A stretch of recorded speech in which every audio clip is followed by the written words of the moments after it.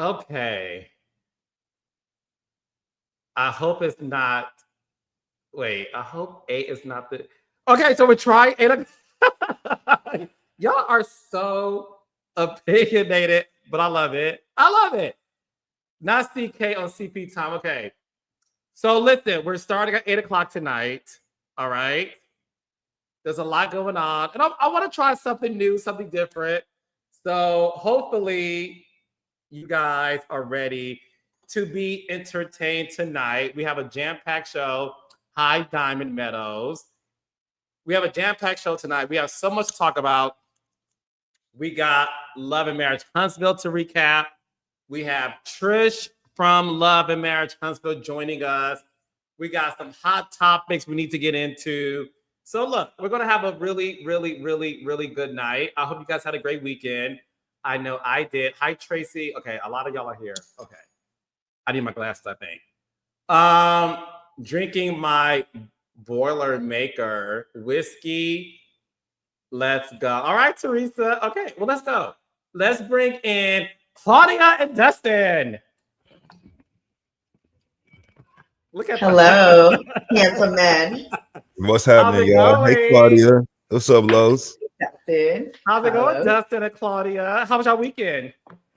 I had an amazing weekend. I did. I spent time with some dear friends. It was my homegirl, Jay. Shout out to my girl, Jay, one of my closest friends. Her 40th birthday party. Saw a lot of close friends. I feel like we're going to have a good night tonight. Carlos got his shit starting glasses on. Them the glasses. every time Carlos finna start some shit, he wears those glasses. So I feel like we're going to have a good show tonight. Claudia, you look beautiful, darling. Thank you. I'm in Rhode Island, my home state. Every year they have Jeffrey Osborne has a celebrity golf tournament. So Johnny Gill's out there, Jeffrey Osborne, Chris Tucker, and many, many, many more. Hopefully, I'll find me a little situation out there. Okay. And let's see what you're wearing. Get up. Can we see a little something? You can see a little something. Ooh, yeah, you look good. You look good. You look good, Claudia. Yes. Tease. Look at her. Yep. What? I'm popping it right now. Yep. Okay. That hurt my knees. Yep. Okay, so I'm wearing, look at that. This is my Emmy. Yeah. All right, Carlos. A look that goes from day to night. Carlos got on a look that goes from day to night. Upstage me with the popping it on with the Meg Thee Stallion knees. I kind of feel like you did. No, listen. First of all, your cleavage is the star of the episode tonight. You look amazing. Real titties matter. Well, you know, everybody has been asking if you got work done to your face. They say you look fresher than ever. They want to know, did you go to Kris Jenner's facelift doctor? Is there any breaking news? Which is a compliment, by the way. Kris Jenner looks amazing. Claudia, have you touched your face because no one has been touching you? Not lately. Now, I ain't gonna lie, full disclosure, I've had Botox in the past, but it has given out, so I can move my eyebrows. And I did have lip filler put in years ago, but it's already been absorbed. I had filler years ago. I had it all removed out of my face. And without proper lighting, you can see lines right here. But what I have been doing, there's this collagen drink that I've been taking. It's liquid collagen. Anyone that hits me up, maybe I'll post it on my page. When I tell you, restores the collagen in your face, game changer, you still look natural. A friend of mine took it before, and I saw her after like a month. I go, well, what have you done to your face? And she's like, I've been taking this drink. And I took it before years ago. And when I saw Jamie Foxx at the Playboy Mansion, he hadn't seen me in a couple months. And he said to me, what you been taking, pretty pills or something? And I said, oh, it's working. And I've been giving it to one of my guy friends, and he's been taking it, and he looks like face is even snatched. So it works for men too. Is that my Christmas gift you're giving me come this December? Yes, you know what? I will give you some. It's by Health Direct. They have a tart cherry and a mango flavored. It's on Amazon. It's like $80 for a bottle this big. You take half a capful a day, and you'll start seeing your face kind of plump back up, and it restores your collagen in your face, and it works. So the fact that you think I had work done, that's amazing because I haven't. You look good. I ain't gonna lie, because I feel like the jowls, like the skin was loose. Well, that's the only skin that is loose because everything is tight. She Allegedly. cleared that up. She said, "Oh, that's it." Can y'all hear the music in the background? I'm sorry. No. No, I can't hear anything. Okay, so Dustin had a good weekend. He hung out with friends. It was also New York Fashion Week. Yeah. So did you run into Jocelyn, who was hanging out with Law Roach? She was hanging out with Megan Good. She was Jocelyn was in her big one. And what I want to talk to you two about is the fact that our episode where we talked about K. Michelle and whether or not we felt it was classism, elitism. What I found so interesting, Dustin and Claudia, is Jocelyn went to New York Fashion Week. And like I said, she went to Law Roach's party. It was invite only. She was hanging out with Law Roach and Rachel Zoe. She was also front row at Claire Summers' Fashion Bomb Daily fashion show. Megan Good was walking down the runway. She saw Jocelyn Hernandez. She stopped in the middle of her runway walk, gave her a hug, and proceeded to do her walk. And it reminded me what we talked about in terms of how people like to put certain reality stars in a box. And the reason why I wanted to bring this up to you two is because I felt like God, the universe, the reality gods was listening to us, because that to me was the indication that you're able to transition into different worlds just by being your authentic self. So Dustin, what do you think about that? Because I'm pretty sure you saw what I'm talking about. I did see what you're talking about. So I have two things. Number one, the assimilation of less than likely candidates into mainstream New York Fashion Week press is always exciting. We love it when an unlikely lady or an unlikely gentleman storms Fashion Week, causes a scene, gets attention, and is now being recognized by these mainstream brands and fashion houses, and now can play in the world of fashion. So we love that moment. It was good to see Jocelyn there. It was good to see her chilling, hanging out with JT from the City Girls, and getting love. You know, Jocelyn may not be, I don't know, she may not be anything other than who she is, but she is meaningful to the world of entertainment and to a lot of people. We were in love with her story, and she was polarizing on Love and Hip Hop Atlanta. You know, she's made some mistakes and done some fucked up things. However, she still deserves it. And the second point I want to make is I actually changed my stance. I do want to see her on the Real Housewives of Miami. Let Jocelyn slide through.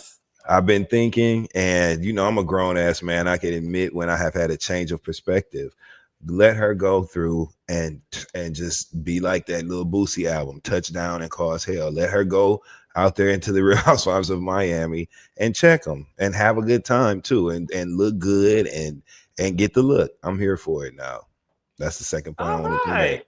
I changed. All right. I did not expect that today. All right, Dustin. I appreciate that. Claudia, what are your thoughts? Listen, as a Mimi Faust friend, of course, Jocelyn wasn't on my list of favorite people because I thought that whole thing was horrible. You know what I'm saying? Like, I'm never going to be on the side of a woman that's the other woman and trying to, but you got to give credit where credit is due. Jocelyn has definitely glowed up. She came in the game as a, stripper. The English was horrific. She was a mess. She was like sweaty all the time from whatever drugs. She's beautiful. She's always been a very pretty, beautiful, and entertaining woman. I love that she's got Ballistic in her life. I love that she's leveled up with the whole Zeus network. I love that she is an executive over there. I feel like her life has been changed. I hope she doesn't go backwards. Like, when you go from where you were to the levels you're at now, you'd be a fool to go backwards. Like, you don't need to fight people anymore.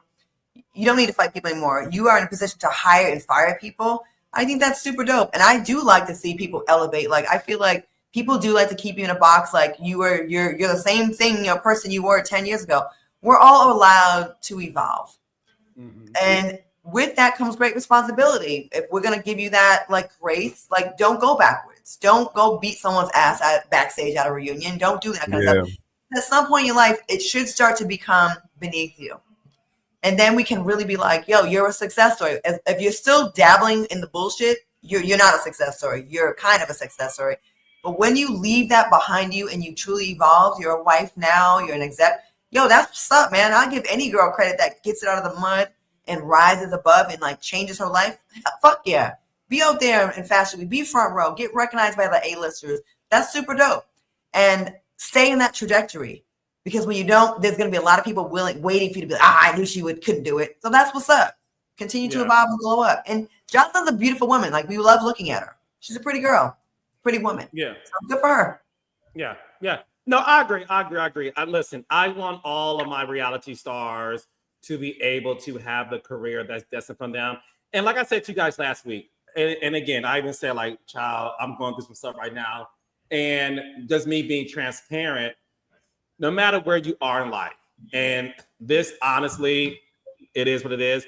I'm only speaking to the people of color when I say this, okay? Because it's close to my heart. I want people of color to stop trying to keep us in a box and not allowing us to grow as individuals and not working with each other to grow as individuals. When God blesses you to be one of only in the room, it is your job to make sure that you're not the only person in the room. It is your job to open doors for people.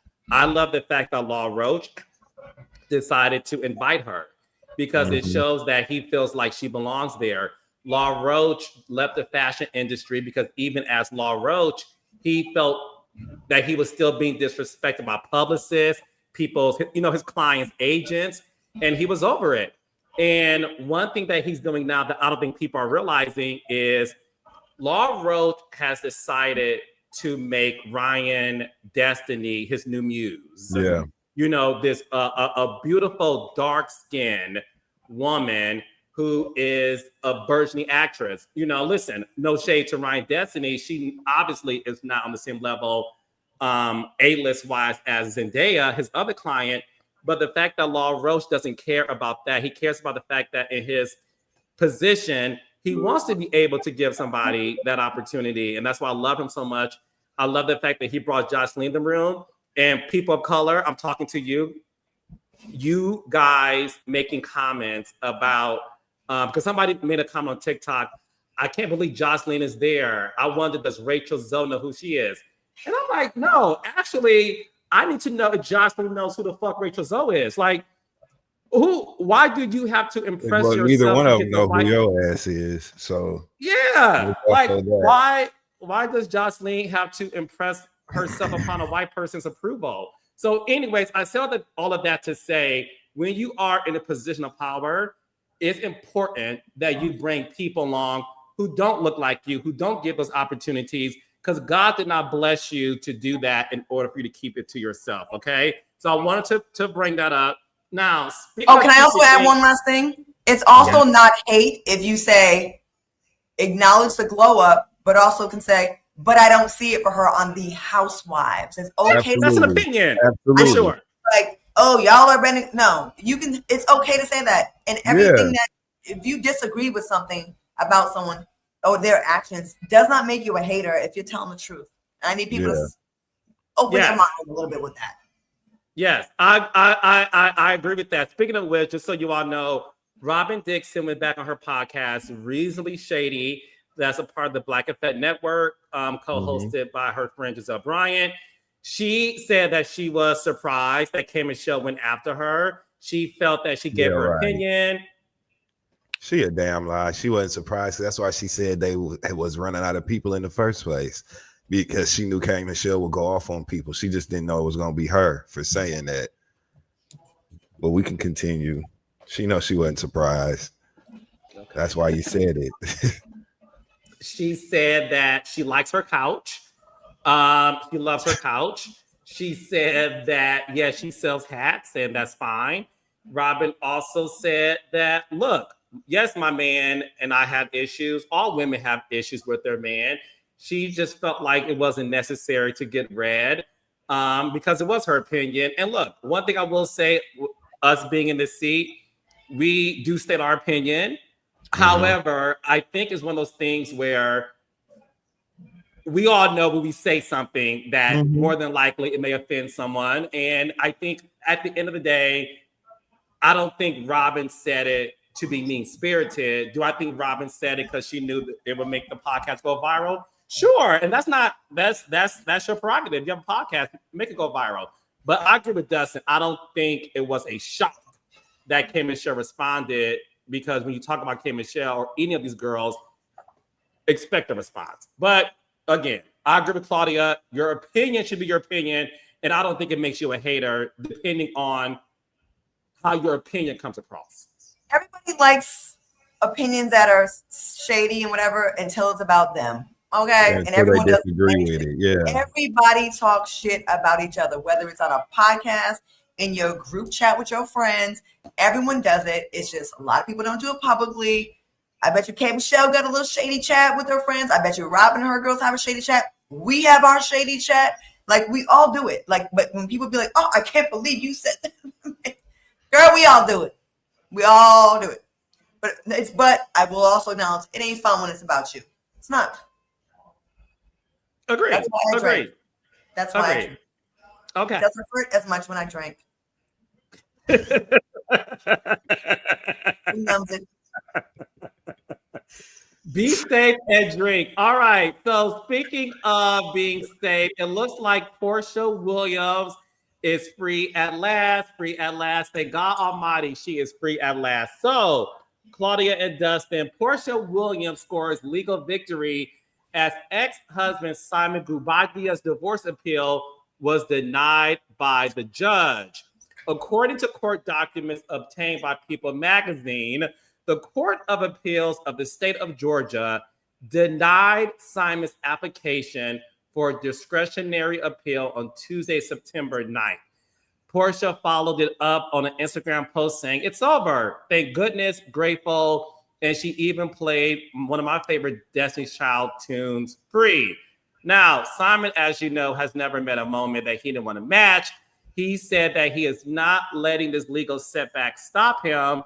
Simon said, and I quote, "We intend to continue pursuing this appeal as we have not yet exhausted all legal remedies.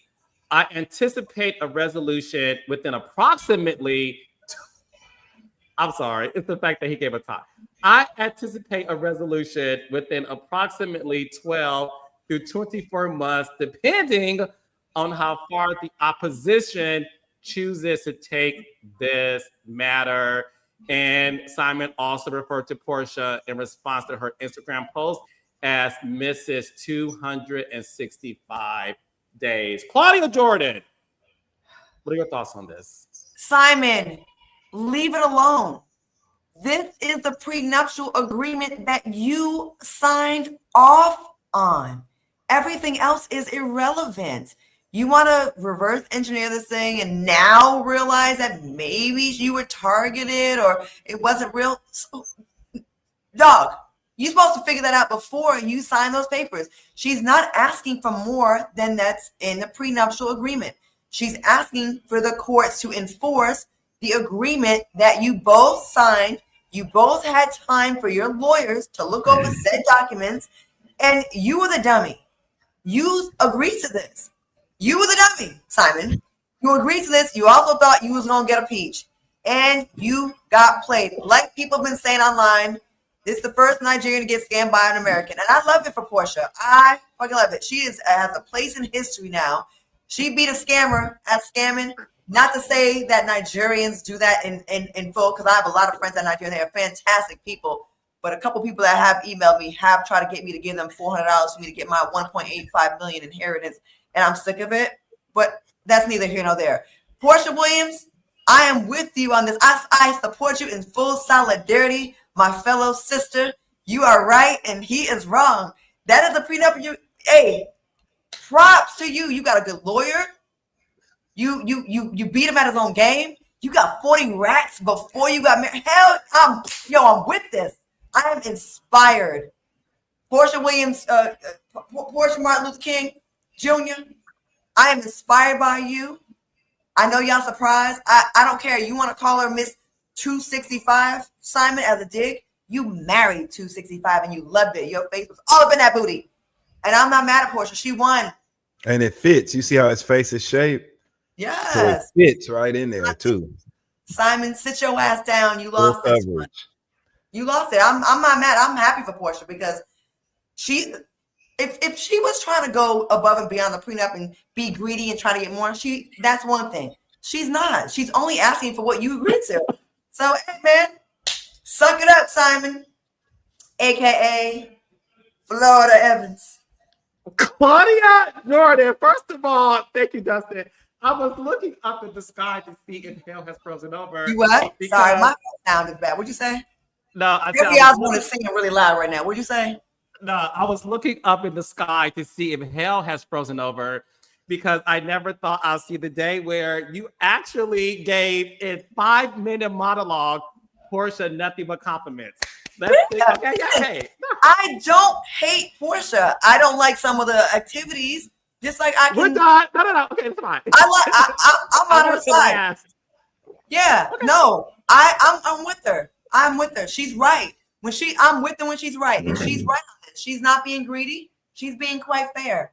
And I would need $40,000 a month to sleep with Simon Guobadia once. She is a hero. She gave hope to the hopeless. She glowed him up, got his teeth fixed. He got on Ozempic. He lost a little bit of weight. I mean, he got kicked out the country at the end of the day. He can't come back if so, they gonna tag his ass. Porsha, get your money, girl. P. Willie. I'm team P. Willie on this. I know. They said Simon won't stop messing with Claudia's internet. I know, Simon. I know it's you scamming my internet provider. I know it's you. That's you follow me on social media too. I know that, Simon. What do you say? She's an American hero. I'm not mad at her. City Girls up. I might text Porsha. I think I got her number still. I'm proud of you, girl. I am. She's not being greedy. She wants what's fair. Porsha Williams, I salute you. When's Women's History Month? I'm doing a post for Porsha Williams. All right. Dustin Ross? You know, I just think about season 13 of The Real Housewives of Atlanta when Porsha went over to Fallon and Simon's home. And I think about that scene when Simon fist bumped Porsha and the look that was on his face when they said hello and they fist bumped like that. And I think about like different ways that I've seen him show up, even on the show in Conflict when she did her family spinoff and there was all that chaos going on. I think about the pitch of his voice when he's speaking about things that he's passionate about. There was some red flags of vindictive bitch assness that were missed along the way here, right? And this is why when you see signs on some real shit, when you see signs of people being vindictive and having a nasty, mean spirit against others, that can very well be pointed at you when you're in relationship with them. So sometimes you have to consider the risk versus the reward with marrying someone for whatever purpose she married him for. Porsha says that she was in love with him, and we believe that because that's what she said, but love wasn't enough because he now is acting hateful towards her. So I don't know. You call, like Claudia said, you calling her Miss 265, but nigga, you married her. And you also calling her Miss 265 from somewhere else. She literally got him out of her hair. She got that. Her and Kelly Clarkson have gotten the best divorce deals that I have ever, you know what I'm saying? Like they got in the end, you know what I'm saying? They got a good result. So that's all I have to say. I think that when you see signs, just pay attention to the signs before you attach yourself to someone. And you have to have legal counsel come in to get you away from them because Simon is holding on to this marriage with Porsha the way Celie and Nettie was holding on to that to each other in The Color Purple. And Mr. was telling him to get off of his land and shit. That's how hard Simon is holding on to this marriage. And I know that that's got to be frustrating as hell for Porsha because she's ready to move on. She back on the Housewives. Her money is up. She's got a great deal over there at NBC Universal. She's looking good because she's now working with the stylist that Kelly and Britt fell out, you know what I'm saying, over. And Paris is throwing down, got Porsha looking good as hell. She had on a black Laquan Smith dress that was like cut out on the side the other day. Paris already getting busy over there with Porsha. So she's going to look amazing this season. I know she's ready to just close that chapter, but unfortunately she married a motherfucker that just ain't going to let go. So. And ladies, when you're dating him and it feels women, I gotta speak to my women right now. The way we're wired, a lot of times we think women are waking up to this, but a lot of times we hear, my ex was crazy. She was a bitch. She was this, that, and the third. And then they're love bombing you. You're like, oh, it's different with me. She didn't see him like I saw him. We have a different kind of bond. A bitch ass is the bitch ass is the bitch ass. And the way he was carrying on with Fallon online and doing little social media bullshit, it was foreshadowing for how he'd behave now. So I'm not surprised by his antics. I think he's the same person with all of his women. It just transfers to a different person. He love bombs whoever is in his face and, showers them with gifts and stuff. And then when it goes bad, he gets vindictive. But good for Porsha. She got it in writing. Ladies, prenup and life insurance policies. Get life insurance policy on your boyfriends, because they might be putting your life at risk with their shenanigans outside of your bedroom. I'm just saying. And scene. Wow. Oh, okay. Dustin, do you have any life insurance policies on people? Hell no. I don't even want nobody. I'm like Whoopi Goldberg. I don't want nobody in my house. Remember when they asked Whoopi Goldberg why she didn't want to get married? And she said she didn't want nobody. Quote, she said she didn't want nobody in her house. I felt that and I felt seen. So no, I don't have none. I'm gay. So if you get to try to get a life insurance policy on me, I'm gonna beat your ass. That's offensive to me. You know how some stuff just requires a reaction of either cussing out or violence. I'll never forget Nephew Tommy. Shout out to Nephew Tommy from the Steve Harvey Show. He used to do these prank phone calls, and they prank phone called this girl's father. This girl had them prank phone call her father, and who was about to have surgery.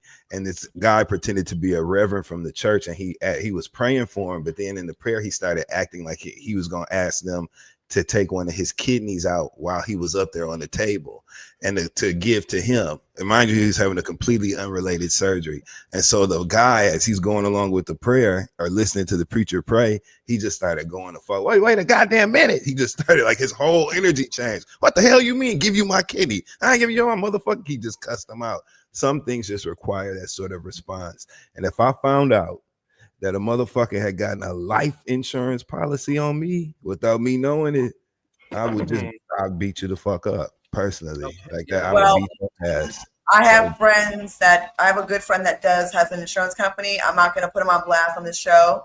But ladies and gentlemen, if you would like to get a life insurance policy on your trifling baby daddy, on your ex, whatever, hit me up and I will connect you with my boy and I will get that done. Not you being a solicitor. I will get a cut. You will need a you got a code Claudia 10. There are some policies that they don't even need to know. So I'm just saying, ladies, we got to be smart business women. We put our lives at risk sometimes. And imagine if you had life insurance on every nigga that did you dirty in the past, that you dated, that you broke. Oh my God, I would be rich as fuck. I would be able to pay Porsche. They are dead. Oh God! Oh my! Because you only be rich if you collect on it, right? Huh? I'm saying when they die. You only be rich if you collect on it. So they die. Damn. You know, they keep me right. Oh, okay. Hey, I've been drinking. I'm sorry. Let me straighten up. Lord Jesus. Listen, at the end of the day, love is love. And it appears that those two have definitely. Love wins. And so do good lawyers. Okay. Well, with that being said, speaking of Housewives of Atlanta, our last hot topic of the day before we get into Love and Marriage Huntsville, and our special guest, Trisha from Love and Marriage Huntsville, joins us. Housewives of Atlanta star Kelli Farrell was hit with a protective order after allegedly entering a woman's home. Oh, Kelli, I didn't know you were an insurrectionist. Okay, so here we go. Kelli Farrell was ordered to stay 30 yards away from a neighbor who claimed she entered her home without permission. Us Weekly exclusively reported on this. Kelli has denied the claims. So Dustin and Claudia, this is what happened. On September 2nd, a person by the name of Muanalda Cash, excuse me, filed a petition for a temporary protective order against Kelli. Kelli is a part of this neighborhood, and the person is an HOA board member. She claims that Kelli aggressively entered her private patio through her private gate in a violent manner. She goes on to say that Kelli was accompanied by others and added that this incident occurred after her vehicle was booted for, again, violating guidelines by parking in a narrow driveway, which is also a designated fire lane. The petition alleged that Kelli had to be physically restrained and removed, during which time she engaged in bizarre behavior while making a series of erratic verbal threats. Before I get your opinion, a rep for Kelli said, since the announcement of Kelli's involvement with the Real Housewives of Atlanta, Mrs. Cash has engaged in a concerning pattern of behavior directed at Kelli and her family. Out of all respect to parties, we will not be commenting any further. We strongly urge that Kelli's privacy and that of her family be respected, and we caution against the spread of misinformation. So, Dustin, you like to cuss folks out when you can. What Thank do you, you yes. think of Kelli being an insurrectionist, allegedly?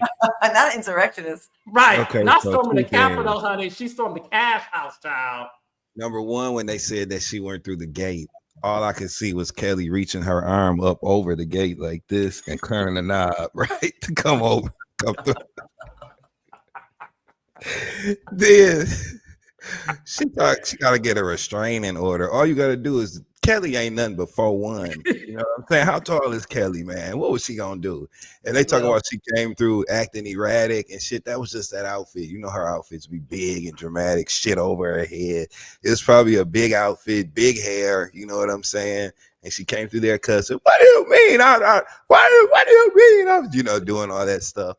What I think happened was it's one of two things. Now that since this is Kelly's second season filming for the Housewives, that neighbor either wants to be on the show and is trying to create like a conflict with Kelli, create some drama that may be filmed, or she's literally sick of the parking. When the production vans and shit are over there filming, Kelli lives in a like a condominium attached home, right? Style community. So the parking is probably very limited. It's probably parking wars. That's what it sounds like to me. They probably been beefed out over the parking on the shoot days and shit. And the lady just called the police. She's probably a shitty neighbor. Let Kelli have a TV show. Quit being jealous. You know what I'm saying? I'm on Kelly's side with this because how much harm can she do? Claudia? Real quick disclaimer, because some of the raindrops are dragging this. I'm not encouraging you to commit insurance fraud. Y'all talk when y'all talk. Y'all figure out what legal insurance you can get in your state and what guidelines and what countries and states y'all in. Y'all work it out. I'm just saying, if you want me to introduce you to someone who does insurance and then y'all can figure out the legalities, I have a connect and he lives in Texas. That's all I'm saying. So knock it off. I have good insurance. I am not Brit Edie. Yo, calm down. Okay. I know a guy. That's all I'm saying. Okay. Back to this lady. It's giving motherfucking Karen energy. Yo. If you go with the HOA, most likely you are a Karen.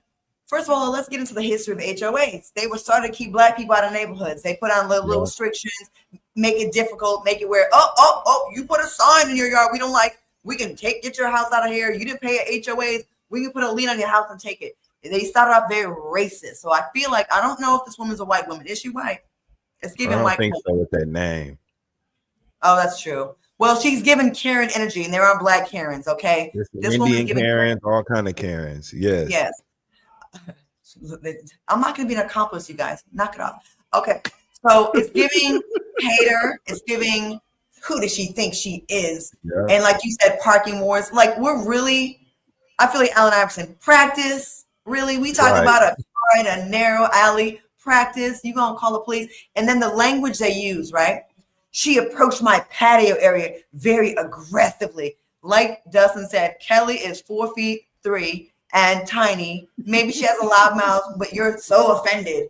It's like, knock it off. Like, this seems like something that could be dealt with through a simple conversation. It's probably a misunderstanding. And this woman has motives.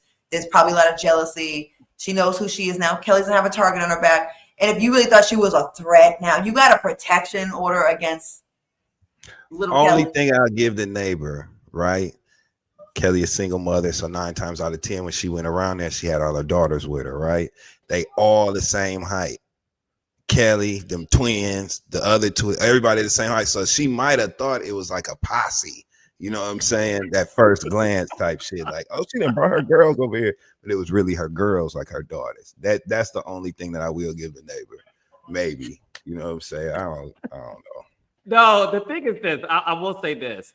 From my experience, not all, some HOAs are unfortunately ruthless. Some of them definitely have prejudice motives in them. It's HOAs, again, not all, but a lot from my experience have definitely been very prejudiced, and it has definitely shown up in ways where, whether it's your grass not being cut to a certain length, whether it's your garbage can is outside 2 hours past, whatever the case may be. Your Black Lives Matter sign in the window, things like that. Things like that. Yeah, so I agree with the two of you. This does sound like a case of possible situation that may not be what this woman is alleging Kelli has done. We don't know. Dustin makes a good point. I'm not going to name names, but when I was filming Housewives of Atlanta, there were a neighborhood or two where production vans were not allowed to be in the neighborhood. And we had to park outside of the area. We had to bring our gear to the gate. We had to get buzzed in, and that's a lot. And they did feel like you guys are interrupting, our neighborhood and infiltrating on it. So I agree with Dustin. This woman, to me, sounds like this could be a case of a situation where it has to do with the production and it has to do with her not being the best neighbor. HOA, like. The type of person that signs up to be part of the HOA is the same type of person that signs up to be a security guard after they got turned down for the military or being a police officer. Or join ICE. Yeah, ICE, right. You're a loser. It's giving little dick energy. It's giving small clit energy. It's giving no clit energy. I have mine, by the way. And so I just feel like people just make it a big deal out of nothing. Like, to sit there and put a boot on a car of a woman you know lives in the neighborhood, when you can easily go up to your neighbor and say, hey, lady, you're parked in the wrong area. You're giving cunt energy. Like, you're a cunt to be doing being that. Being an asshole. Literally being an asshole. Like, you're inconveniencing this woman. She has kids. Why would you do that to her? Like, I just think that's so foul. You can just make a phone call. They're weaponizing those stupid laws in the HOA, and it's really frustrating. So just for you in the HOA don't mean you got to be a HOE. Who is this hoe? All right, who is this hoe? This neighbor hoe. Are y'all drinking? I am done. I drank mine. I had some Hennessy. Yes, I have my little water. So let's get. I don't drink with Claudia. Let's get into. I don't smoke either, bitch. I don't do any of those. Why don't you, bitch? Oh, you're giving HOA yourself right now, Karen. Karen King. Karen King. AK. Wow. You know how we talk to each other, Claudia. At least on our text messages, but my assistant isn't doing it. So look, one thing I want to get into, Dustin love that one, is the episode of Love and Marriage Huntsville. Yes. Claudia and Dustin, I would love to get your thoughts. First of all, I do want to start by saying this.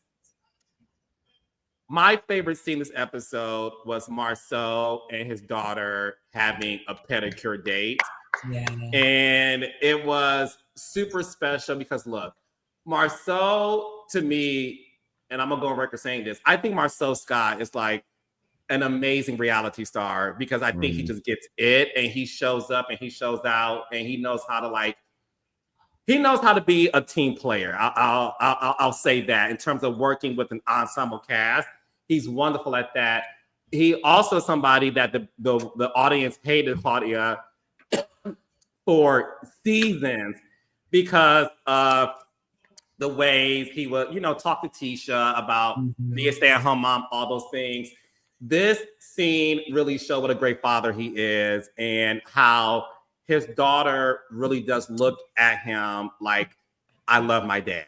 And they have a great relationship because one thing about kids, they can't hide their emotions when it comes to their parents. And I just thought it was a fantastic scene. So before we get to the rest of the stuff, I just wanted to shout that one out because it made me laugh. It made me smile. And it's the beauty of what the show presents. And it humanized Marceau in a way that is immeasurably valuable, right?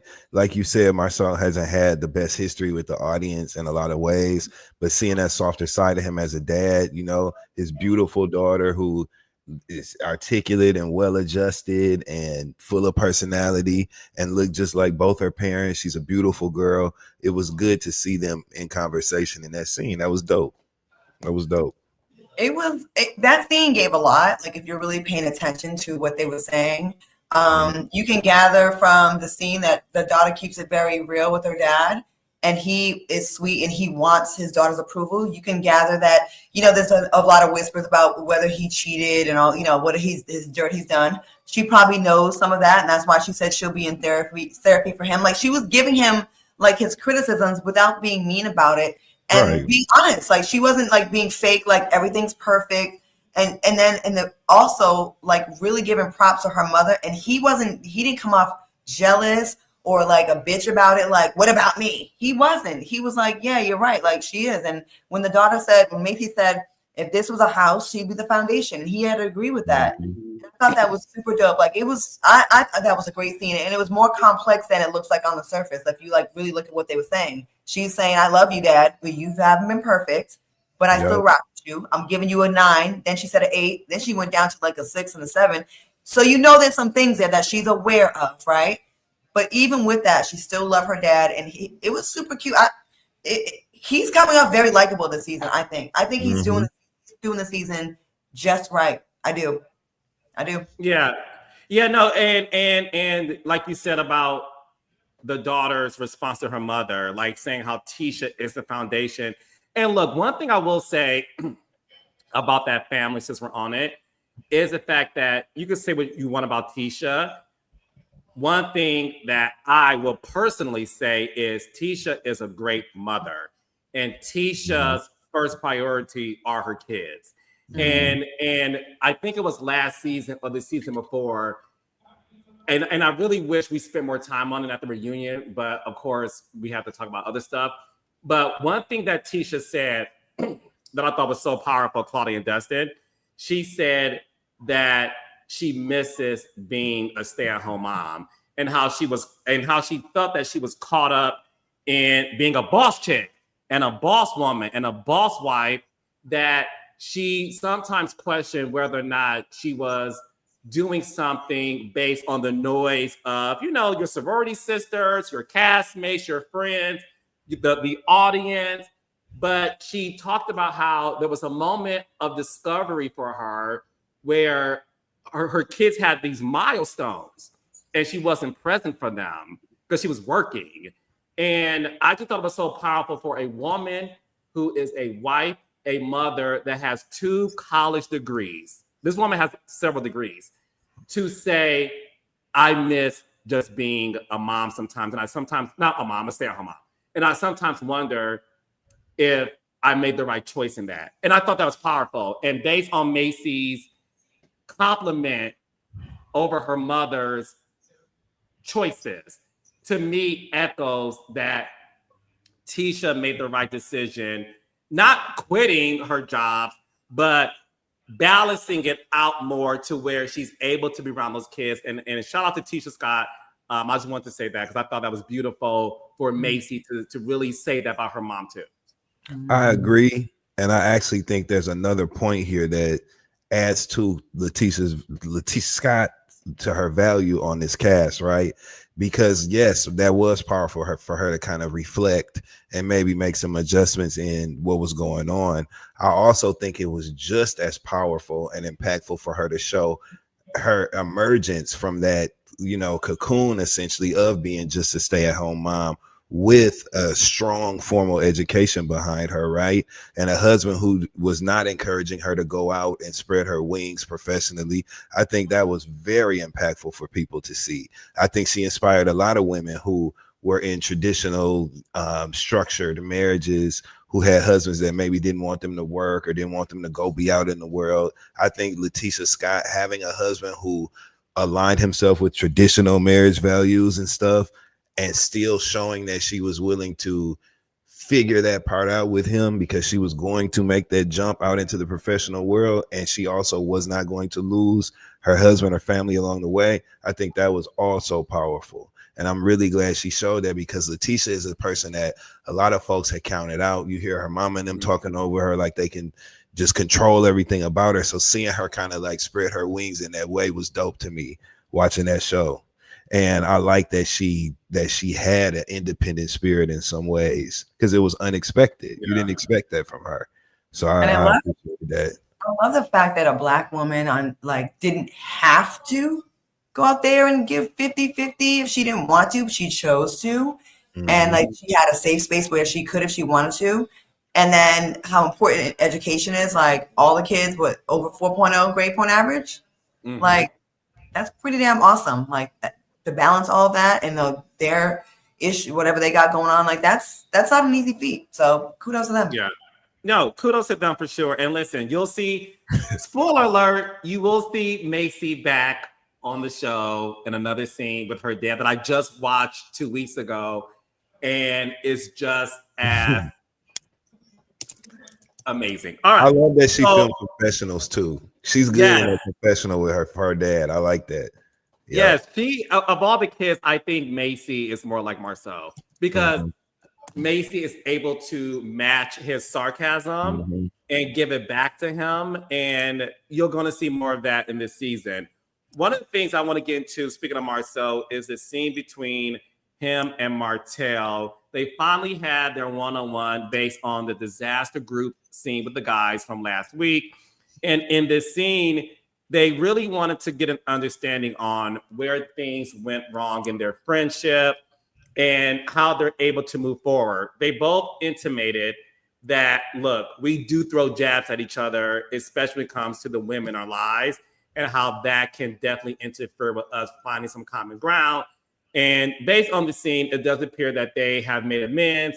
But Claudia, based on that scene, what did you think about Marceau and Martell? And do you think they'll be able to be friends ever again? I think they both, when you agree to disagree and you just say pleasant things to just kind of end it like, yeah, okay, all right, well, you don't say anything about me, because they both went in their confessionals, and Martell still seemed like he was in his feelings, and Marceau's like, he always does this. He always says he wants to change. He always does this. We like to give him grace, like maybe he'll change, but I feel like there was the posture of both of them in that scene was so different. Marceau was like smoking a cigar, like nigga, whatever. Like, you know what I'm saying? Like, it is what it is. He came from a more position of power, and Martell came from more of a position of emotion, like, be my friend, like me, me too. At the end of the day, I think they got, we said it before, there's dirt that is out there that Martell has on everybody. He's mad because his dirt is out there. Nobody else is really out there like that. And he probably wants to it's probably frustrating. And it just seems like Martell is still mad. He's going to be mad about that. I do think Martell wants the approval of Marceau. I do. I think Marceau is like,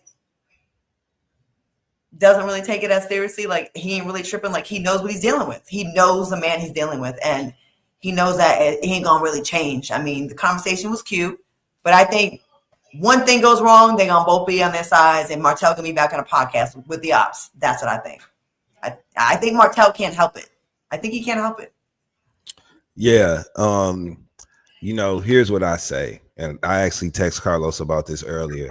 At this point, you got 4 people in 4 corners of the boxing ring, right? You got Letitia Scott in this corner with the things that she said to me and Carlos. You have Marceau in one corner with the things that he's saying are true and the things that he's saying are not true. You have Maurice Scott in one corner with the things that he's saying are true and are not true. And then you have Martell in another corner with the things that he has said that are not true.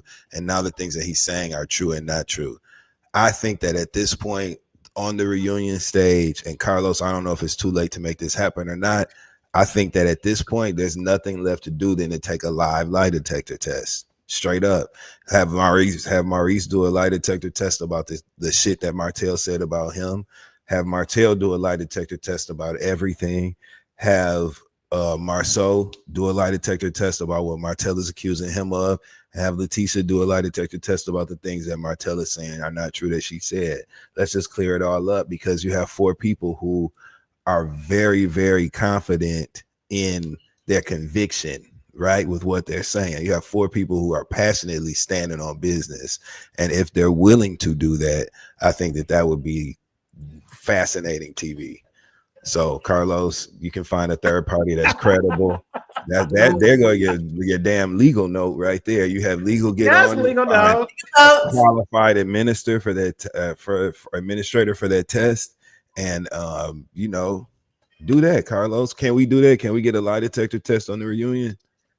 You know what's so funny? So I've been watching the Real Housewives of Orange County, and they did it on their show. One thing that, well, number one, I thought it was entertaining. Let me just say that. I thought when OC did it a few weeks ago, it was very entertaining. What's interesting about it, though, Dustin, is based on the research that is done, in order for a lie detector test to be considered accurate, the person must be strapped, pause, on with the machine for at least 90 minutes, right? And that's the only way to accurately detect whether or not the person truly did pass or fail. Unfortunately, that didn't happen on the show because you got 7 women being polygraphed. That would have taken the whole day plus more. Say all that to say, look, I think it's great for entertainment. But what I will say is it is something that I think, look, if we have the time, I would love to do something like that. But I know my cast. I don't think my cast would ever decide to do that. You think they wouldn't be compliant? That's funny to me though, because everybody is really Tisha would. I will say this. Not to cut you off. Of all of my cast members, I will say this, and they're gonna read me at the reunion for saying this, but it's fine. Of all of my Huntsville cast members, the only ones who I think will love to do a lie detector test is Kimmy and Tisha. I would love a reality show where the cast is strapped up the entire show and the audience can see it the entire time. Who's that would be in real time. You're welcome. No, that's actually good. And Kimmy and Tisha 100%. Miss Nell, I'll give 75%. But the rest of them, I don't think they would ever do it. But listen, we have Trisha coming on, so Dustin, make that the first question you ask her. Okay. I'm curious. Bring on. Raindrops. Let me know in the comments who y'all think would say yes to a polygraph test at the reunion. Let me know in the comments who y'all think it would be. But listen, I will say this. I do hope that Martell and Marcel find their way. I will say this. I think so much damage has been done. Yeah. That will they ever get back to who they were 10 years ago? No. I don't think so. I think too much damage has been done. And I think what they're trying to figure out based on me watching the scene was a common ground based on how can we move forward while we're all a part of this situation. That's what I and also, when did Martell get engaged? Yeah. He said my fiance in that scene. We didn't see an engagement, did we? And then he didn't want to move her in the house with him. Like, he's like, I'm going to move her in, but that's when we get married. Your boy is all over the place. He is a narcissist. He's a liar, in my opinion. That's a toxic. Would you like to add anything to that? I don't have to. You know what I'm saying? Like, it's literally, it's a thing like, that would be like Claudia saying like, oh, okay, tomorrow is, Tuesday type shit. Ain't nothing for me to say because we all know tomorrow is Tuesday. So like, I mean, was he doing it for narcissist's sake? I was like, wait, now you claiming her? I haven't seen any engagement photos. You know what's so funny? And let's have a conversation. And listen, we've all been in situations, relationships, all of that. I think it's one of those things where That's just a name you. This is honestly my opinion. I think it's a name you throw around nowadays. I think a lot of people say, yeah, there's a lot of people who use that. Carlos Lamone That King. means y'all gonna get married. Yes, no, I'm not. No. I agree with you, Dustin. What I'm saying, no. Let me clear what I'm saying. When people throw around the word fiance, I agree with Dustin that they're saying that because they want to get married. I was just saying that it doesn't mean they have an official engagement. That's what I was saying. I don't think it's good though. Who in the hell will call somebody a fiance you ain't proposed to?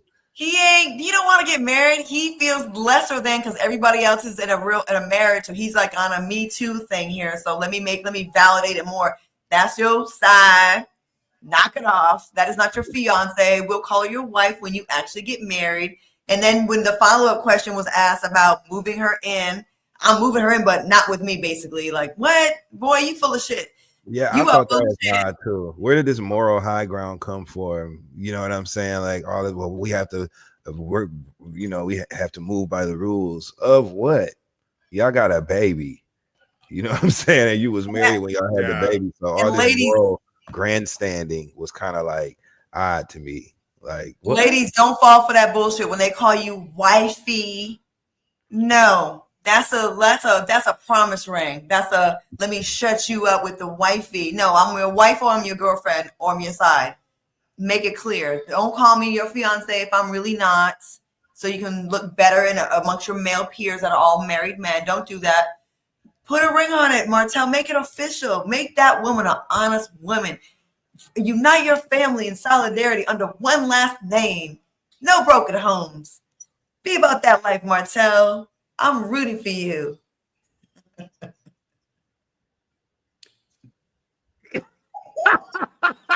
Are you? I am. Okay, good. I mean, I'm gonna play some love tonight. I see you gave Porsha, you made Porsha the poster child of Women's History Month, which we appreciate that. And you want Martell Holt to put a ring on it and stand on it if that's what he wants to do. You know what? Good things come in threes. I'll also respond to one more thing. Phaedra looked really good at the Emmys. She did. Phaedra looked beautiful at the Emmys yesterday. Her face looked really pretty. She looked pretty. And the dress was nice. She lost weight. That's 3 for y'all right now. Don't ask me for no more. She did. Phaedra looked good at the Emmys yesterday. She definitely did. She was in the room, y'all. She made it. She was in the rooms. The rooms that we all want to. What I always say, you can't judge a reality star just by just being a reality star, and they could be in all the rooms. And again, I love you all were extremely outstanding tonight, bravo. Oh, thanks, Karen. Okay, so Karen, you're not the Karen from the HOA, is you? Okay, I'm teasing. All right, so look, we have a special guest tonight, so we're going to get into the scene that had all of social media talking, Claudia and Dustin. It was a scene where Ken told his friend Will that he and Trisha were having issues. Trisha told her friend Destiny and Sharon that her and Ken were having issues.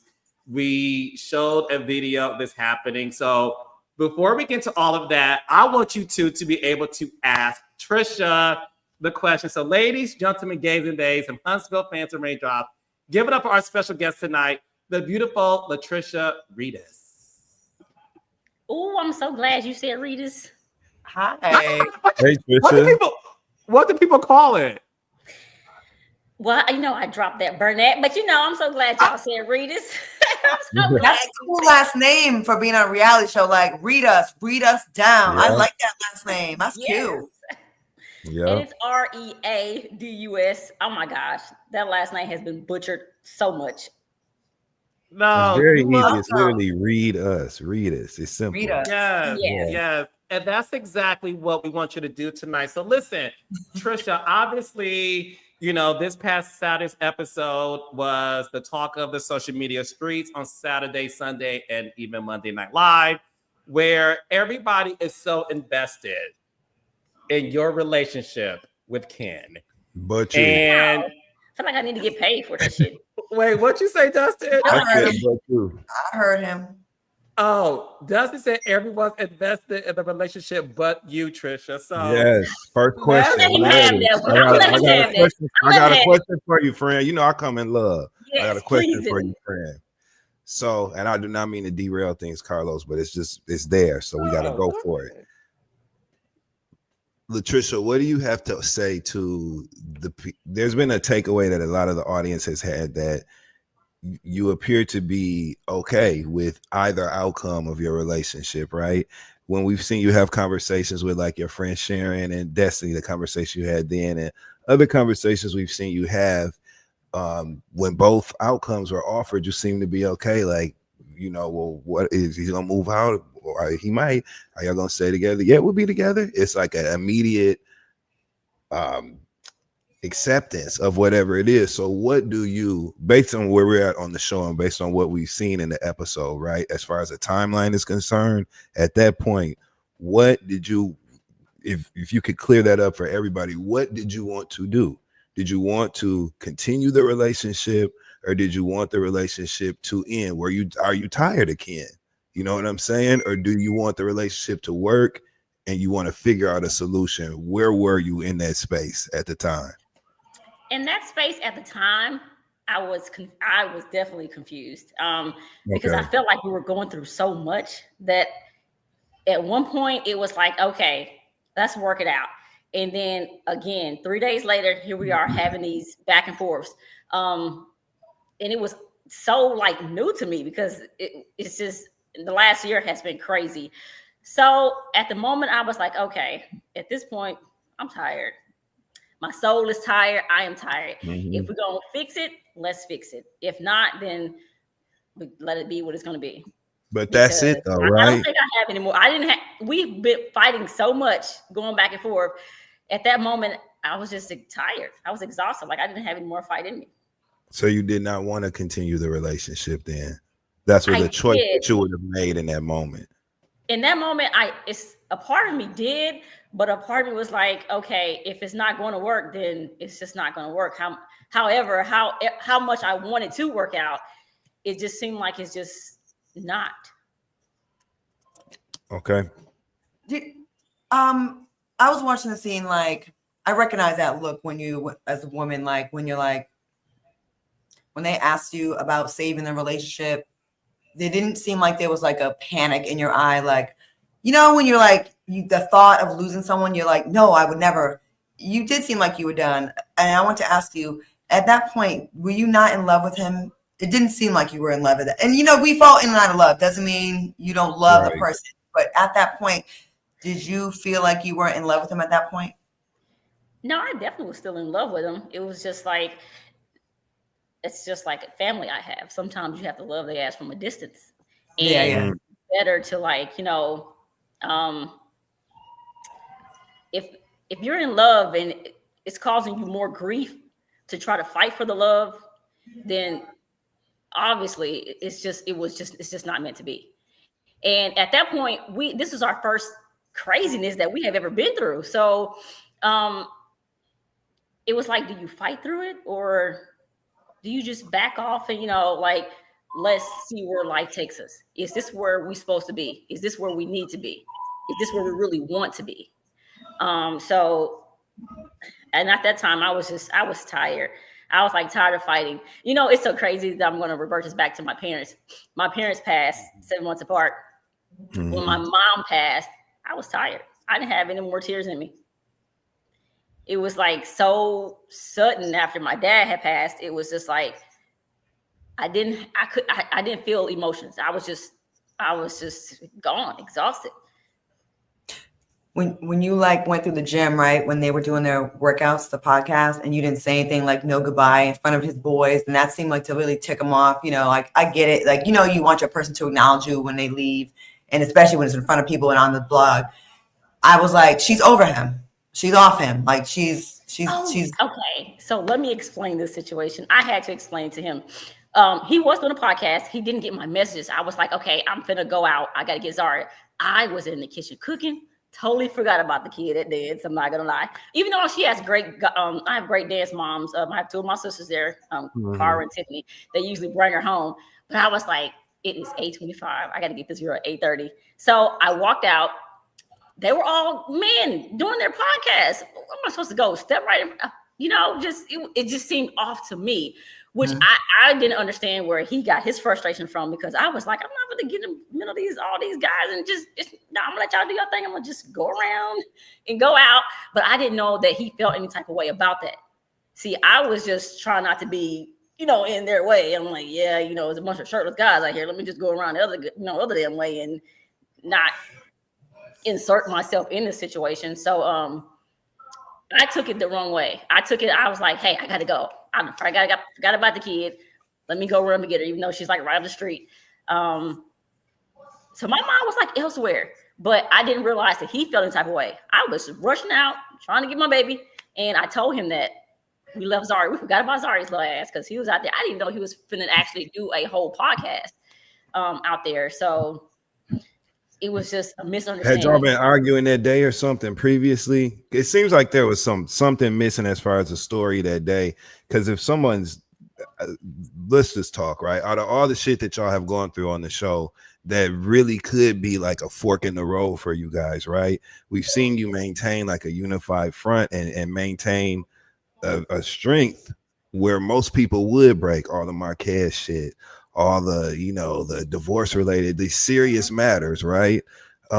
We saw y'all make it. So how did, if you guys weren't having trouble that day previously, because sometimes the energy is just off and you don't feel like talking to somebody, you know what I'm saying? You just do walk out of places. But how did that one disagreement over you just leaving turn into now this break that you all had to take when you were able to overcome such huge hurdles and obstacles? You know what I'm saying? That's why they hurdicles, because they both. So you were able to overcome those things and still make it. How in the hell did you walking out of the house without saying goodbye snowball into a break in the relationship? Well, I could say the entire year we have been going through issues back and forth, but there was no argument that morning. I'm not sure why it was a blow up that day, because we didn't have any arguments during the morning, none whatsoever.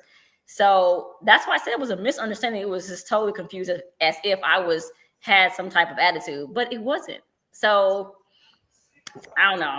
That was confusing to me as well. I was like, I was not trying to be in y'all little man space. Let me just go around the damn way. Do you think because like the feedback with you guys is like they think you don't really like him like that? Like he seems more into you than you to him, and then now he's in front of his boys and he got the podcast and he wants you to like validate him in front of people, like show more love, and you just like, bye, I gotta go pick up my girl. You know what I mean? I got to go. Do you think that's probably what, like, he's like, this is the last straw. I'm tired of being disrespected. He feels disrespected, does he? I don't know where he feels disrespect come from. Okay, because no. I don't talk much. So it's not like I disrespect. I'm trying to figure out how that came about anyway. But I really don't know what happened that day. I don't know why he feel. Now, I love Ken to death. Okay. Now, I might not show it like I'm supposed to or that he feels, but I'm a giver. My love language is giving. Okay. I will give you the world. I will work to give you the world.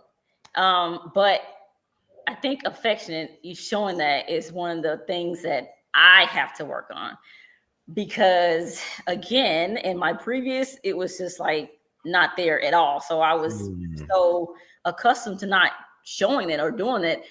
And Ken requires different. So I do have to learn how to adjust to the way he receives love, and which is something I'm working on. What is Ken's love language? What does he want that he loves affection? He loves to be, recognized, affection, hugs, all that. I got that from my parents. I just didn't get it from, in my previous marriage. It wasn't that way. So that's something I'm learning. But to me, I'm a giver. Like, ask me whatever you want, I'm giving it. It's just showing that. It's not a hug. Well, yeah, that's why I said I got it from my parents. We do it with my siblings. It's just something I didn't do in my previous marriage. a lot. You just said that you're kind of like quiet, like you're right. You said you're kind of quiet when it comes to him. But on the show, you said like you do call him out and you're loud, and your girls are like, well, being loud may not be. So were you loud? Are you just like loud just with them? Like, well, no, let me take the back. I'm quiet. Okay. I will sit back and be quiet until I'm pushed. And then I'll lean up. And then when I'm pushed in more, if I stand the hell up, then we got a problem. So, yeah, I'm quiet. I'm just sit back and quiet. I'm a very quiet, private person until I have to speak up. When I speak up, then it's all hell broke loose. Got it. I do want to ask you this, because one thing, because obviously you're watching a scene that your boyfriend is having with his best friend, Will, and you're seeing it for the first time along with the audience on Saturday, right?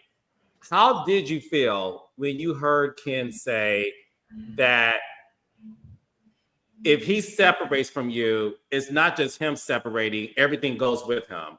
The money goes with him. The everything that baby, I'm so glad you brought that up. Let me just clear this narrative here. Okay. First of all, I'm a 20-year engineer. I was the youngest NASA Oakwood intern that ever got hired when I got hired. I've been there for almost 20 years. Where the hell did that come from? Jesus, fix it. Why in the hell would I have to depend on anyone? That, in the beginning, I was like, okay, I'm gonna let the streets run with it. I'm not sure where that came from. I'm like, Ken and I split the bills here, okay? We split the bills here. He pays the rent.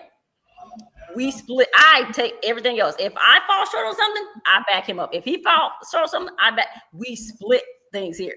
I don't know why the hell that's being said. I'm like, in the beginning, I was like, okay, yeah, my man, yeah, he take care of every damn thing. But when it starts to run crazy, I was like, all right, let me clear this narrative up. Y'all can be serious. Did that piss you off when he said that? Like he acted like it seemed like I'm take my money with me. Did it piss you off? Like were you like? Well, I've told him before. If you want to leave, go ahead and leave. But it didn't piss me off. Not really, because I'm like,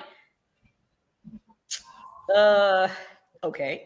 I'm like, I don't know why that was said, but I was like, no, let's be clear here, in my Kimmy's words. However, I was like, let me address this because no, this is crazy. Let me clear this narrative up here. No. So for the record, Ken's contributions in your household is he pays the rental mortgage. And when it comes to utilities, that's 50-50. No, I pay the utilities. I pay the utilities 100%. Yes. Most things we do go 50-50 on is Zaria's dance because her bill is like a mortgage by itself. Mm-hmm. Got it. So he pays the mortgage, you pay the utilities. When it comes to Zaria, your daughter, that's split. And obviously any sort of extracurricular activities with the family is 50-50. Yeah, it's 50-50. Got it. Like I pay my own cell phone bill, he pay his own cell phone bill. And I got all the kids and all their gadgets and stuff on mine. I'm not that just blew me. But I do ask you this. Oh, go ahead. I'm sorry, I cut you off. Go ahead. But what?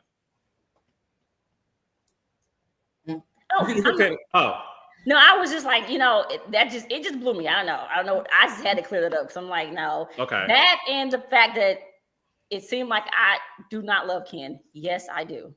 Very much. Now, do I need to show it more? Absolutely. Okay. I do want to ask you this though. Your boyfriend Ken obviously is a very attractive guy. A lot of ladies want your man. A lot of ladies are in your man's comments encouraging him to leave you. They don't feel like you give anything worthy of deserving Ken. There's a lot of women on TikTok, on Instagram, who want to be with your man. When you watch this scene between him and Will, and he does talk about if he does leave, he can do that. When he does talk about the fact that he treats you like a husband and you don't even treat him like a girlfriend, do you sometimes feel like these are dog whistles for the women who are watching the show to be comfortable soliciting your man and taking him away from you? Well, I really don't pay attention to the comments of what people. I don't go in his comments. He don't go to mine. But I can say this: when I was married, when I used to post, I used to get the same comments Kenny getting under his comments in my DMs, everything. Now Kenny posts a lot, so he does get that a lot. If I'm sure if I was to go back and start posting like I did before, I just got off social media because, you know, during divorce, that's all. It was so weird. So I just got completely away from social media altogether. But I think it would be both ways if I was to post a lot like Kenny, because that's how Kenny and I met anyway. So me posting all the time and in the DMs, and I, you know, talking back and forth in the DMs, comments, or whatever. But no, I mean, I really don't. It's just it can be. It is what it is. I don't really care. I mean, I don't pay attention to the comments. You seem like you ain't pressed about none of it. I mean, like you like it is what it is. You gonna leave? Don't say you gonna say. I'm good either way. That's how you very cerebral and less emotional. The fact that I have been through so much, getting emotional is kind of like tiresome. Are you out of fucks to give? Is that it? Oh, I am. Listen, beautiful. I'm out of zero fucks to give. Absolutely zero. So, yes, again, I love Ken to death, but I mean, I can't focus on the comments because I was once there. But I want to make sure we get this answer though. Do you sometimes, or maybe you don't, do you feel that Ken is flirting with the cameras with these conversations, that he takes care of you and all those things because it makes women want him more? Do you think he sometimes oversell it to the cameras when you're watching him and Will talk? You know, I didn't think about that. I don't think he was overselling it. I was just like, let's be clear. Because however, we do split things here. We do split things here. I mean, we got all of this together. There was no, somebody did it, we got all of this together. Okay. And again, I am a 20-year vet. Let's think about this, people. Engineer. You take care of your damn self. That is the only job I know besides the military. I have been there my entire adult life. Let's So you don't give a damn about Ken presenting himself as more desirable to the women that, just like I'm sure as guys all in your inbox, you're on television. You know what I'm saying? I'm sure you get attention if you did check your social media, right? Carlos is asking, do you feel like Ken is positioning himself to be more desirable by displaying some of the efforts that he's making and sustaining your home and doing the things that a lot of women typically find attractive in a man? They like a nigga that's going to pay all the bills, you know what I'm saying? And want to help create this family structure and be the patriarch of the family. You know what I'm saying? How do you feel about Ken displaying those things is what I think Carlos is trying to ask you. Right, Carlos? Do you think it's done in an effort to make himself more desirable to the audience, or no? Well, I don't know. I never asked him that. It didn't come off that way. He might be. Okay. I don't know. He might be. Hell, let me go ask shit. No. Yeah, don't worry. I'm gonna go ask this question now. Don't worry. Let me put this in my damn notes. I know you say you don't really pay attention to the comments, but one comment that came up a lot, and also, you know, the girls were saying this about you. They were questioning you, saying that you don't tell the truth. And they did one of those flashback scenes what they do in reality where they gag you and they show you kind of like, you know, tell a little white lie or two here and there. What do you feel about that when they showed that? I can say, I'm a private person. So it's not like that I was withholding the truth. First of all, I was new to all of this. I don't talk It's crazy because when I get in front of the cameras, I will freeze the hell up. But I can go and facilitate a whole engineering meeting in front of hundreds and just talk the whole damn way. No, the whole damn time. But as soon as the cameras get in front, it's like, I'm scared. I freeze up all the time. I do. But to answer your question, it was like I didn't know how to answer or what to say. I'm still like getting notes and tips from the cast members, everybody, to Trish, you have to do it this way. You have to say that way, or you have to be open and talk. I'm like, well, shit, I've never been open and talk. Well, okay, well, let me keep warming up, and then shit, I'll say like a damn canary. But let me just keep warming up because I never had people to open up and talk to. And I love the whole cast for that, especially the ladies, because I open up to their ass like all the damn time now, which is crazy because I was never able to talk. Are you a liar? No, I am not. Now, will I be like, I don't think I want to tell everybody my damn business. I would say that and hesitate to say some stuff, but now I feel, that's all. It's what you got to damn do now. So open up, be open. Because the criticism will be, well, you're on a reality show. How can you justify being a private person? I know. That's what I'm not gonna lie. This whole experience has brought. Don't lie now, girl. We got a lot of detectives. This whole experience has brought the most out of me because I do not talk like this unless it's business. I am just like, I don't. It is what it is. Yeah, and one thing I will say. Does you got a question you want to ask? No, So what do you want to say about that perception of you though, Latricia, right? Because there is the conversation about like the introduction of Martell and you and the whole like, the lie. You know what I'm saying? That was told there. Yeah. On that whole thing though. How so? Mm-hmm. Because I told Martell that, dude, it's okay to say we know each other. It wasn't like it was serious. It was okay. I said that outside of Stormy's house.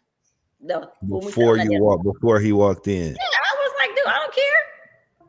So he asked you, he asked you like, what's up? What do you want to do about like our introduction? No, or how he did just that felt go? like I didn't want to know, or I don't know if he felt like I didn't want to know, but I said, dude, that was weird. I'm like, I don't care if people know that I know you. Am I missing something here? So I was just trying to read the room and go how the room was being presented. And I'm like, okay, well, sure. Man, I don't know. Who knows? Who the hell knows? Yeah. I don't know. Yeah, and Martell said at the reunion that Martell admitted at the reunion that he obviously did that to throw her off. He did admit that. He said, "Is Martell a liar? Is Martell a liar?" I don't know him. I don't know him like that. He might be. I don't know. It was just, he did. I knew I was being tricked because I was like, this is just so weird. I was like, but okay. Damn. But I was like, it's okay. I said, it's really okay. Am I missing something? Did I forget something? Because it's not that deep. Because most people would have been like, you know what I'm saying? Why you acting like you don't know me, boy? What's up, Martell? Right. You know what I mean? And then it's just over. I agree. I agree. But that's why afterwards I was like, did I miss something? I'm confused here. We all went outside. Not right. Because I was like, dude, it's okay to say, it's okay. Well, I guess the image he has out there, he did say he felt like I didn't want to be associated because of the, Oh, yeah. The whatever been said about him. But I was like, dude, I don't give a fuck about what these people say. But even after that, though, remember it was a little confusion around like whether you had actually went to kick it at the crib or not. You know what I'm saying? And I think the story had kind of changed a little bit after that. And then at a certain point, you did tell everybody, like, I didn't really trust y'all like that. So I didn't want to, disclose that. I didn't trust him. I'm sorry. I didn't trust him, but it was that was the part of the whole confusion. Like, am I missing something? Am I not supposed to say something? Is this something that I'm not supposed to know or say or what? I didn't know how that was. But of course, I'm glad you said that because I did feel like I was being played. Like I was like, afterwards, I was like, dude, it's okay. That it wasn't that deep. It's all right. It's okay. Yeah, no, he admitted that. He was throwing her off her game. And obviously, what we talked about the reunion is the fact that this was her first week of filming, and she was just kind of like, "What was is new. this?" It's, Okay, Yeah. that's yeah, all right. it was new, and she Yeah. was thrown off her game. And Martell said he did that for a reason. What I will say is, before I let you go, Trisha, in next week's episode, you visit our resident therapist, Dr. Francis. And look, I know one thing about Trisha that the audience has struggled with, right? Is sort of like, do we know her? Like Claudia doesn't ask, like, is there a truth problem here? What's going on? She doesn't emote as much. What I will say is this: if you've been a fan of Love and Marriage Huntsville, you know that Dr. Francis is one of the best therapists in the world, let alone for this show. Raindrops, Trisha sits down with Dr. Francis, and it is the most vulnerable scene of the season. And Trisha, not to spoil anything, and Trisha don't spoil anything either, child. Trisha doesn't, Claudia. Trisha wasn't even with this man for 5 minutes, and she broke down. She broke down immediately.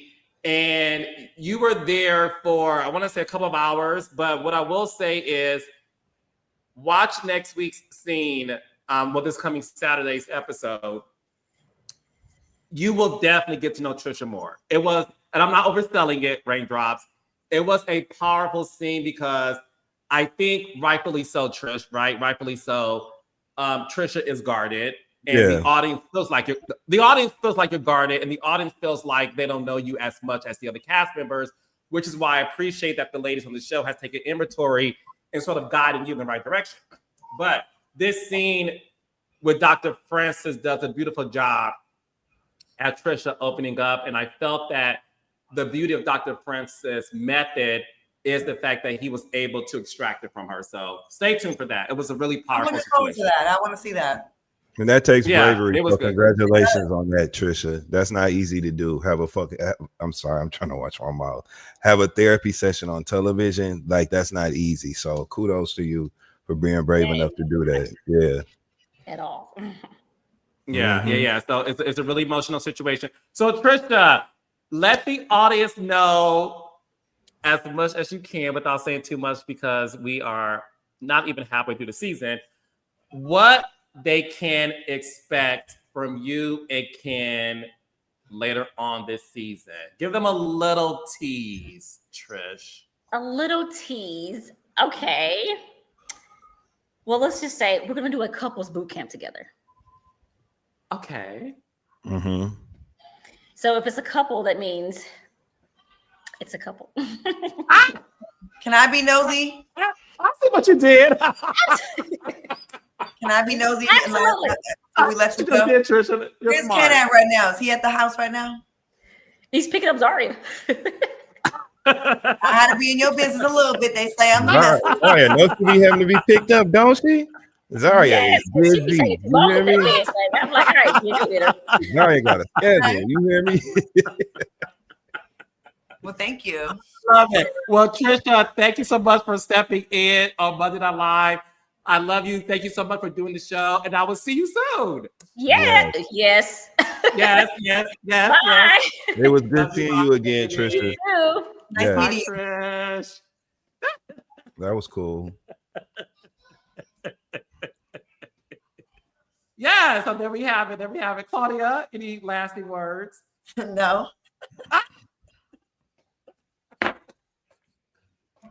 Dustin? That was fun. You asked me for like last 3 words. I could give words, but then like I would have to have something to say. I might not have nothing to say, so I'm not gonna. You see how that answer didn't make no sense? Yeah. I was reading the comments, the whole chat. What was they saying? Yo, the raindrops. Hey, I fucks with y'all. Raindrops. I fucks with y'all. The raindrops are a mess. We have this from Lisa. We the people are still confused. Respectfully, Lisa, you are hilarious. Dion Hester said, Claudia, yes, she is. We have Ivy Walker. She messed it up her kid now. We find out he a 50-50. Y'all are hilarious.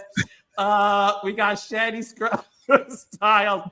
Did she say they were big loud? She's flying right now. Y'all are too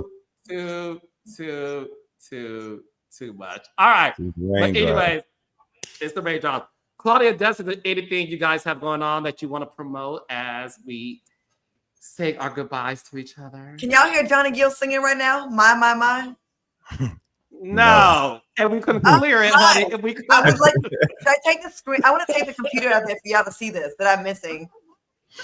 We'll get marked by YouTube. There's not a clear record. Oh, my bad. Okay, watch Accidentally Informed on Wednesday. I actually need a guest host. Either of y'all available for Wednesday? I need someone because Eric is going to be out. Let me know. Trisha's available. Who is? Trisha. You know what? Do that. Why not? Oh, do you? Or you can have one of my other cats. We got Tisha. We got Kimmy. We got Miss Nell. We got Destiny. Okay. Yeah, look, Claudia. Text my sister. Let me know who you. Oh, no, because I can't get to you because you're too rich. Anyway, watch it on Wednesday, and then Side Dish on the other days, and my other movie, Handyman's dropping soon. When are we gonna hang out, you guys? I want to hang out with you guys. I know. We're gonna figure that out. I'm working on some things, so I'm working. We're gonna hang out very soon. What about Miami? Claudia, I don't need you to name cities. What about our second night a week? Y'all are so. And what about being in studio? You know what I'm saying? My Fridays are totally open. I told you I just want a coffee mug and some cards. I don't know why I can't just. And have Justin and I were on the set of The View. We were in the chairs, like there. And didn't you? We was rubbing that table like Kiki Shepard at the Apollo, the way she used to rub that log. That's how me and Claudia was rubbing that View table that day. We was like, please, God. We was summoning. And we didn't know we were going to be doing this together at that time. Yeah. No. And look, Claudia. No. We manifested. Yep. And you know what? Karamo just got his second Emmy last night. Shout out to him. So we need to love you, Karamo. Mm-hmm. And I'm manifesting that for us because where else you get hard-hitting journalism, comedic timing, well-produced segments, outstanding guests. I mean, you got everything here. Shadiness, shit talking, cussing. We cuss out our viewers sometimes, but we love y'all. You get it all here. Where's our Emmy, or at least a goddamn NAACP Image Award? I need something. Yeah, I'll take a Lady of Soul Award. I'll take a Soul Train Award. Lady of Soul. I'll take a Source Award. Source Award. Well, we do Numbazino, so we can make that happen for you. What? Dustin wants a Source Award, and I said, but we do Numbazino, Claudia, so we can call him to make it happen. Yeah, so stay tuned. But no, I love you guys, and the more the merrier. That's all I'll say. Okay? Yes. Now you're talking. Perfect. Love y'all. Love you, Raindrops. Love you, Raindrops. Let me go be with my celebrity friends. I'll see you later. Claudia. Love you guys. Bye. Bye, y'all.